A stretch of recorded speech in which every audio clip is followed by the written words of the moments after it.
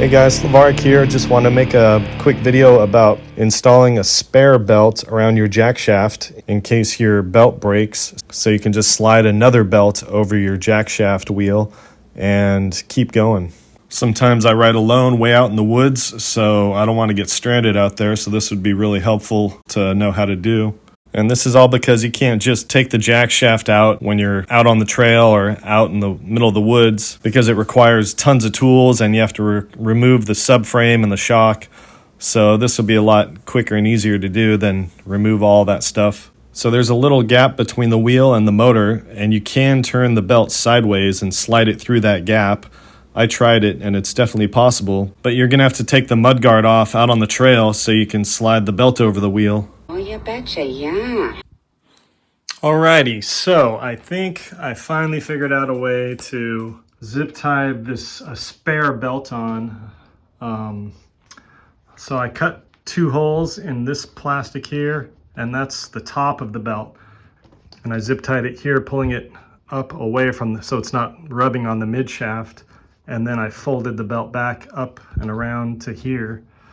And it's not rubbing on the spinning mid shaft. Jack shaft! Yeah, jackass! And the shock just goes right here. I tried to do it on the inside, but there's not enough room for the battery right here. So I think that's the best bet. So with the shock back on, I'm not sure how I'm gonna get to the spare belt. There it is right there. But that's gonna be pretty difficult. Here's what it looks like underneath. And there's no getting this mud cover out.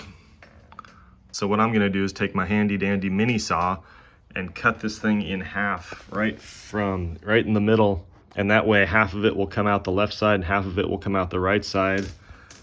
And that's pretty much the only way you can reach the belt to slide it over the wheel.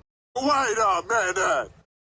In hindsight, I should have cut the mudguard in half before I put the shock back on, and then I could have zip tied the belt and the 2 halves of the mudguard together. No! And you're also going to need a 10 mil open wrench, a 4, 5, and 6 Allen.